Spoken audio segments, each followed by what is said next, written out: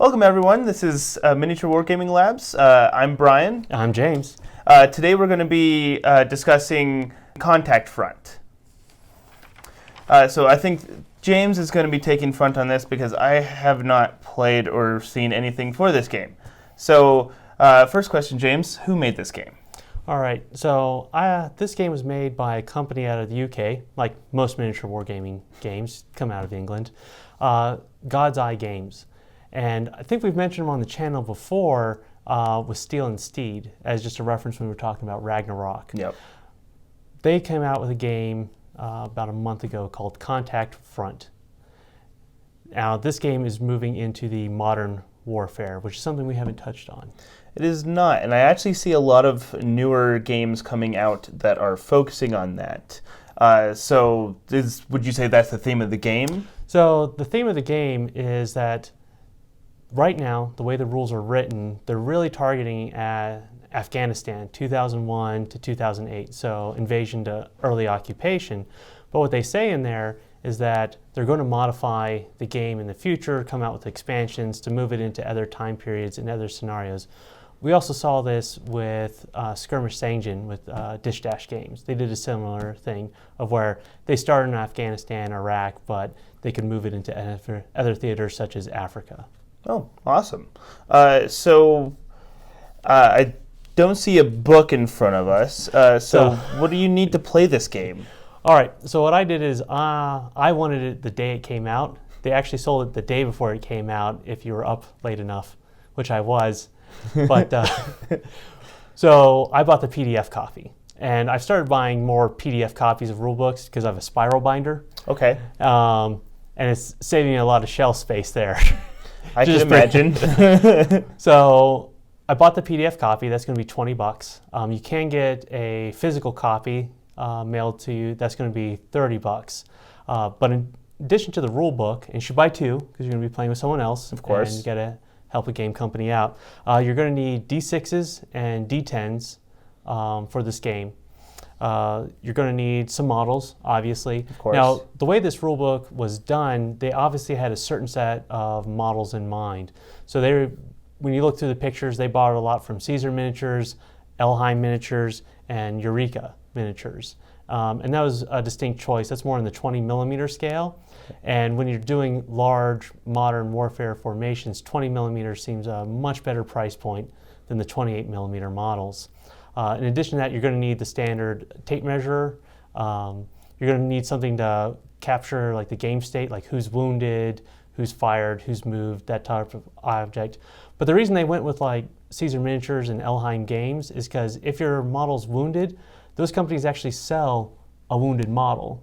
Oh. So you'd actually just pick them up, and instead of laying them on the side, you'd actually just replace it with a wounded model, and they have a medic to go treat that guy, which fits into the game. So then you'll need a playing surface. And the way this game was designed, they had the intent of it being played on a 4x4 and a 6x4 gaming space. Now there's no reason why you can't do it on different sizes. The reason they picked those sizes is when we talk about the campaign system, there's a specific reason they chose that size. I mean, 4x4 is pretty standard for skirmish wargaming, and 6x4 is pretty standard for tabletop wargaming. Yep. So right now the rules are really optimized for Afghanistan. So you can either borrow your Star Wars desert terrain and just pretend that's how they build stuff. I think Infinity has a kind of a desert line you could probably There throw are a in couple there. companies that have good desert Infinity ranges. Then you'll need the gaming space, and that could just be your IKEA table, your kitchen table, because they really see this game being played on a 4x4 space or a 6x4 space. And the reason they throw that in there is because you can run, the game's designed to run anything from a squad, platoon, up to a battalion. So that's going to require a larger space, but it also fits into how they designed the campaign. And when you get to talking about the campaign system, there's a trick to how they organize the game table size on that. Okay. So who should play this game? So when I started reading the rules on it, you can really tell that there's two different groups that they're targeting.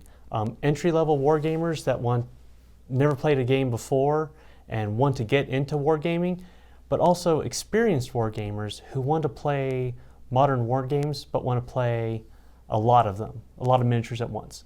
So you can imagine when you do squad-based skirmish, if you do anything over, 20 guys, it really bogs down the game. It really does. It really slows down things. So this rule system is simple enough for beginners to understand and to start playing modern wargaming, but also if experienced players have huge collections like a battalion of First Para, or there's also rules for Canadians, Americans. But if you actually want to run a task force level element, these rules are fast enough that you could actually get the game in under 6 hours, which is some of the problems when you run some of the larger game formats, especially 20 and 28 millimeter.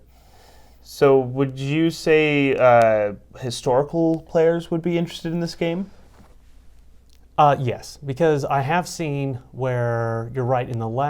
Since 2008, when the company Force on Force, the rule set Force on Force by Ambush Alley came out, I think after that point you really saw an explosion in replicating the drug wars in Mexico, the fighting in Africa, the Iraq War, Afghanistan, now Syria. There is a desire of people to replicate those modern struggles. Because those wars have lasted a while, we now have games for them. And now playing them as period pieces, which really dates me. We're moving into modern warfare as historicals now. So modern warfare normally covers post-World War II. Yes. So they're looking Korean War and on. World War II has enough rule sets to satisfy Countless. And when you get into more of the game mechanics here, they try to capture more of the high-tech nature of modern war, which you don't have in World War II rule sets. So speaking of mechanics, how do the mechanics work? So it actually, when you go through the rule book, so we've done a lot of games. And when I got the rule book and I started reading it, I didn't actually realize it was the rule book, because the way it was written was so conversational. So the way the rule book is set up is it acts as if, I forget, it's British. So they use a lot of British words like whilst. But their version of the OCS, Officer Candidate School, or the infantry school, it's as if you're a cadet or an entry level in there. So it's basically a call and response. They have bolded text where a sergeant explains to you, well, now we're going to run an obstacle course, or like, now we're going to go to the shooting range, let's start shooting. So that's how they explain the rules. And it says, and that's what makes it very entry level, is that you sit down and you immediately pull out your figures and say, okay, now let's move towards each other. Okay, move. And the guy's explaining to you, okay, you can move 5 inches. Okay, let's move. So it's very simple like that. But also, when you decide initiative in the game, that's the initiative for the rest of the game. So that removes that roll at the top of every turn that you normally have to do. Which can bog it down a little bit. So it's an I go, you go, initiative's determined at the front, and that's that. But the way they did this is kind of backwards. So the first phase is actually the rally phase. So anyone who's been suppressed, pinned, wounded, they go first. So it's rally, casualty, then you start moving into your command phase, determining how many orders you can give. And then you move into actually resolving the actions. But so that structure is key here, because what happens is if you play a platoon, you get a certain number of officers and NCOs, and they get 2 orders apiece. The problem is if you have wounded guys or guys who are suppressed, you've got to, instead of having those officers give you orders to be used in the action phase, you got to decide, well, do I use them to unsuppress my squads that have been pinned down by enemy fire, or do I use those in the activation phase so the guys who are still active can take actions? So it takes a balancing mechanism there. But otherwise, this is not the most tightly written rule set that I've ever seen. You have to go through it a couple times if you have a tournament mindset of like you're trying to break the mechanic to like game the system. This is a friend game. This is for your kitchen table or at the store. This is a friend mechanic you got all day. Beer and pretzels game. Yeah, this is a beer and pretzel game on here. But that's the simple mechanics, the simple read. You have to get out of that tournament mindset and say, well, hey, we're just here to have fun. why don't you go ahead and take the shot? Hey, you've got line of sight. That's where this game and the mechanics reflect that. And I see a lot. I think a lot of people are moving more towards that. We see there is a large scene for tournament games, which there has always been, but seeing more people turn towards non-tournament games where it's more friendly, more sit-down, casual games with the same setting and theme as the competitive games. So that's what I like to see. And so like seeing this is really cool because it's a non-competitive modern warfare game. So is that what you would say is a unique feature, or is that what brings it out in front of other games? So I think right now I've really started getting, after playing Kill Team, Yep. I'm looking for that type of experience, but in the modern war game. So I've started exploring skirmish engine, force on force, Spectre operations, and contact front. Contact front I wanted to cover first because some of the issues you find with modern wargaming and some of the issues with like bolt action or chain of command is that there's two ways to go. You either create a rule set that can be applied to any period where machine guns exist, or you create a hyper-focused rule set to really capture the flavor of that era of warfare. And you see the difference between bolt action and bolt action Korea, because they wrote two different rule sets because they needed to balance the game with the addition of weapons in Korea that you didn't have in World War II, where if you had them, it would unbalance the game if you just ported the World War II rules over. So the way Contact Front went was they have a core rule system, which is like 5 pages, and then they bolt on other rules to reflect the Afghanistan theater, invasion, early occupation. Okay. But one of the things is, how do you balance Army Rangers versus Taliban? Because there's no way in a straight head-to-head fight, a Taliban fighter, 2001 to 2008, could take on a Ranger platoon. So what they did is, what I thought was most interesting is rules of engagement. Okay. So they have a section of rules in there for rules of engagement and city fight, where that balances it. So the Taliban always get the drop on you. Okay. They always shoot first. They can hide in crowds. You got to get really close to them to suss them out of the crowd, and you can't shoot civilians. They get car bombs, IEDs, explosives. You get some ways to defend against that. So it's very similar to Chain of Command, but set in Afghanistan. Okay. Though two fat lardies gave up on their Afghanistan rule set, these guys pushed ahead, and this is their balancing mechanism, rules of engagement. Now, what they do say here is if there's any time you don't like a rule, just take it out. And so I've gone on Facebook and told people, like, well, there's no reason you have to run the Taliban list that you're provided with against your Australian ANZAC list, your US list, or your British list. You can just run British list versus a US list and say, well, those are some other country, like French, Soviets, whatever. And just take out the rules of engagement and just say, okay, you got a very light framed rule set, 2 Western armies, let's go head to head out there. Something else that you also see here, and you'd only get it from a British company, is rules on bayonet charges. So bayonets. I mean, you know, every 10 years the U.S. military talks about, are we going to get rid of bayonets? And then people say, well, what would we open our MREs with without the bayonets? Then you always end up with some situation in Fallujah or Kandahar where you're on your last 2 rounds in your magazine and LT calls out, fix bayonets. That is actually where the rule set won me over, because as I said, it's conversational, so you get to that page and there's a bold text where the sergeant who's instructing you through the rule manual says, what makes the grass grow? And that took me back, because blood makes the grass grow. And if you've ever done pugil sticks or bayonet training, you're familiar with that refrain. I didn't know the British used that, but that got me over. Nice. So how is this book laid out? How is it organized? So I mentioned that conversational approach. Yes. So they talk about what period you're playing. You don't have to play that period. You can play any other period. So I could see this rules being applied to if you wanted to play the Violencia in the 60s in Colombia. Okay. If you wanted to play peacekeeping operations in outside Kigali. If you want to do the Troubles in Northern Ireland, which no one's ever made a game for that for some reason. Never. But we'll talk about that some more. But then it moves into how does the turn sequence work? And that's, like I said, all these rule pages are only a couple sections. So how does the turn sequence work? How does movement work? How does shooting work? And then comes your optional rules. Do you want to do city fighting? Do you want to do the campaign system? Do you want to do missions? Do you want to do bayonet charges? You can bolt those on. Do you want to do vehicles? You can add those in there. All right.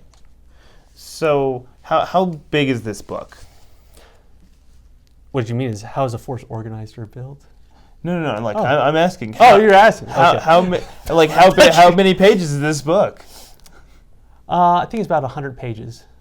100 pages? That's not bad. That's not a... Since I have the PDF copy, I really don't... I know I just kind of jump around that's where I need one reason I do like more physical copies is because I can see it's like, oh, that's not that big of a book. Or it's like, oh, that's a big book. But it's not Reality's Edge. It's not okay. It's not Reality's Edge. All right, that's honestly the answer I was going for. But when I print it out, it'll be about the same size as like the Frostgrave. Oh, okay. So perfect size. Oh, perfect size. All right. So how is a gang organized, or platoon in this case? So the idea is this is like chain of command. So like bolt action, you get your World War II platoon, and you get to make non-historic tweaks to it, like extra machine guns or whatever. Where chain of command says you have to maintain the table and equipment of a real platoon from that time period. Okay. That's the way this works. So there is no customization. A squad is a squad, a platoon is a platoon. But it also takes that chain of command mechanic of where the way you balance out, in addition to the rules against the Taliban, is everyone has a support list. So you at the start of a mission or a campaign, you roll your die, determine how many support points you get, and you can spend those on sniper teams, medics, minesweepers, main battle tanks. So you can buy stuff like your medics, your snipers, bomb clearers, your tanks, armored vehicles, and also off-board artillery. So if you want to throw that in there. But you don't need a model for, you can just imagine. It's off-board. It's a real cost savings. So there's no way to customize your platoons? No. Okay. Now the idea is that when I say you can, the game's designed for anything from a squad up to a battalion. Okay. You don't have to field the battalion. That's more of the campaign size of where you have, the one platoon that you have in models can just show up to the table. The other companies are at the FOB. They're just not with you that day. So speaking of the campaign, how does the campaign system work? All right, so this was actually pretty interesting because the 4x4 and the 6x4. So what you do is you and your opponent take a grid and you make a map out of that. And you say the forward operating base I have is on this grid. And so you could actually make a diorama of your forward operating base. And then you can put villages, mountains, whatever you want on that grid. And what happens is someone decides, I'm going to take, there's a mechanic to determine who's going to determine the battlefield. And each one of those grids belongs to either the Taliban or to the coalition forces. Okay. And what you're doing is you're fighting over victory points in those grids. So one person rolls off and says, okay, I won, I'm going to fight in this grid and I'm going to throw a platoon in. And then the person responds back and says, okay, I'm going to throw a platoon at you. And it goes back and forth like that. They don't have mission scenarios, they have missions. Okay. But it's similar to Zone Raiders is that when you show up at the square, your objectives and in that mission are actually different from your opponent's. Okay. So you guys can be doing two completely different things. The coalition forces could be showing up to meet with the local Jirga Council or debrief intelligence sources, while the Taliban guys can be showing up planning IEDs. So technically, you guys could walk by each other, score all your objective points, and leave without shooting at each other. But where would the fun in that be? Exactly. So you start shooting at each other, and of course that also determines what squares are you going to pick. So if you're Taliban and you show up and say, you know what? According to rules of engagement, I have advantage if I'm in town because I can hide in the crowds. Well, if you're a coalition, you can't shoot the crowds. So if you're Taliban, you won the initiative, you say, you know what, let's fight in the town. Okay. That's where I'm going to have the advantage. Where if you're a coalition and you got the initiative, well, let's fight in the countryside. where you can't hide or anything. But what I saw when I was going through the campaign system, you actually run into a situation. You say, you know what, this round I'm going to give to you, Taliban. Go through, do whatever you want, but I'm going to flood it with sniper teams and tanks, because we've agreed to play 10 games, and this is the game where I'm going to eat your platoon up, and they're not going to be available to you for the other 9 games. So I'm going to let you have this one, but I'm just going to hurt you. Yeah. And reinforcements show up throughout the campaign. So I thought that was an interesting mechanic, a way to balance the game over time. But your job is to get as many, if your coalition is to get as many people to the end of the game as alive as possible. Which kind of hinders you on how you behave. The Taliban guys don't have that. Okay. So you mentioned grid. You mean that you set up a map of territories on a grid, and then each square is a table. Yeah, so that's the idea. So what I liked about it is we could literally go to Google Maps, get an image of Helmand Province, and put a grid over it, and then make tables for each one of those grid spots. So we'd probably get like a desert-themed map, and say, okay, this is the town, and it wouldn't be the full-size town in Helmand. It'd just be a couple buildings, and we'll draw some roads on there, and then we'll tear all that down. We'll keep the same mat, and we'll throw like a river in there. Okay, so you could really like tailor it so that you have a map. Each square represents a 4x4 or 6x4, depending on what you want to do. And then, so that you could really set up your entire campaign before you even start the campaign. Yeah, so what's interesting is they capture that idea that you're in a forward operating base with a battalion task force, and your job is to pacify that area. Okay. And your job as a Taliban is to not let that happen. Awesome. So you said there's no scenarios, but instead there's missions. Yeah, there's about 5 missions, each with like a different board layout, and where you score objectives, and there's an objectives table for that. So your objectives are actually secret from the other person. That's why I said you can go do your thing, and the other person does their thing, and you don't actually have to engage in each other. You wouldn't even run into each other.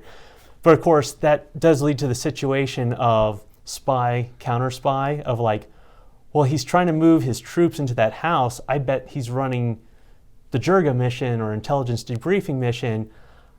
Since I know that, I know how to counter him. Yes. But of course, you could be doing that knowing that they're thinking that that's what you're thinking, and it can be it's a trap, like Admiral Akbar said. So that's where I thought that's a really clever mechanic for a campaign system of where you're actually replicating the day in the life of a FOB. Yeah. And I think I've seen some people will have like 12 games, and each game represents a month, and that's because you've got like a 12-month tour. So you're replicating like how many people can you get to the end of the tour, and how many grids can you conquer there. That's cool. So what is this game missing? All right, so the way they do weapons in most of these modern war games is that they don't like to draw out like, well, the AK-47 and 74 can do this. They don't get into that ballistics argument. Yes. They just create, light machine gun, heavy machine gun. So one of my pet peeves is they say sniper rifle. Do they mean the U.S. Army's M14 or the Marine Corps Scout Sniper Team 50 caliber? Because those would behave very different guns. Yeah, those are very different weapon systems. Yes. Don't say gun. Say weapon systems. Those are 2 very different weapon systems. Doesn't capture that. Also, another pet peeve of mine is on the IEDs. They show like a randomness to the behavior of the IEDs. I wish they had warlocks in there. So I won't talk about it, but warlocks are IED jammers. Okay. So those got really big back in the day. I've never found a modern warfare game that really captured electronic warfare validly. That's cool. Even BattleTech can't do it, and that's far future. That's far future. So where do you hope this game goes in the future? So the idea is, we've seen this with Skirmish Engine, of where you have a core rule system and you can bolt on other theaters and other campaigns. Mm-hmm. So there's other things out there. There's other warfare scenarios that no wargamers really touched. I'd like to do like Malayan Emergency. Or there's some UN peacekeeping missions. I mean, that's where this rules of engagement would really play in. So there's just other theaters that I think they could cover that I don't think any other gaming company's covering right now. That's cool. So we could get a lot more breadth of coverage with yeah, this and game. especially with the online PDF, and they're a smaller company, maybe they can get some of the more obscure games that people don't know they want to do if there's no rules for doing them. All right. So I don't really play historicals or even Modern Warfare games. I've actually never even touched one. Why should I play this game? So what I like about this game is the campaign mechanic. Okay. So when you're playing skirmish games, there's plenty of skirmish games. There's probably better skirmish games than this, but the way that its rules mechanics fits into the campaign and the ease of use. So the rules for this game are just really simple, that if you wanted to try something different or if you wanted to get someone to wargaming, this would be a real simple rule set to do. Okay. And the book's not structured like other rule books. Like I said, it's a conversational script you go down through, which I think is an interesting way to explain. More casual. Yeah. So you can actually have someone sit there with the rule book and the miniature and say, okay, there, I've got it. Okay. And also, since it's going to be customizable, that's also a nice little feature if you want. But if you're not already into modern wargaming, it's got to be that hook that gets someone new. If you're an experienced player, you already have your collections and you don't already have these collections, it's going to be another down payment into a new series of miniatures. This would be a big down payment for me. So it's more designed for someone to get into the game than for experienced players, unless you already have them. But if you already have them, the only reason you'd get this rule set is if you wanted to play a battalion-sized engagement at a squad level. All right. So why shouldn't I play this game? Just because it is such a simple game. I mean, we're more experienced at this, so there's going to be. I think it would take us a little while. We'd figure out how to break the game and break the campaigns. Oh, of course. And just get into that. That Necromunda death spiral of where we just enter the tables and stare at each other, or maybe snipe a little bit and go back to our corners. Yep. And it's like, all right, well, I spent 6 hours doing that. That was fun. Let's move on to the next thing. Yep. So there's a point where you strip down a game so much that it becomes a simple game, where if you're not interested in simplicity or speed, that is probably not the game for you. Okay.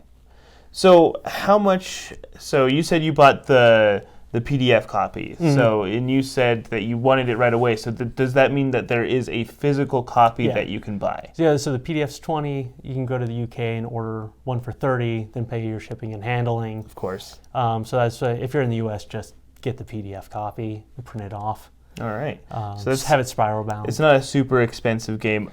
I think that's what I liked about it. Have the miniatures. Yes, if you have the miniatures. Now, if you're willing to get into 20 millimeter scale and go to Caesar miniatures, it's not actually that expensive to get into. Because like one box of Caesars for the Coalition, one box for the Taliban, you're done. No, those are plastic? Yeah, those are plastic. Caesar miniatures, they're a very nice company. Mm-hmm. They make nice models. Is it at the level of GW sculpts or Warlord miniature sculpts? No. Okay.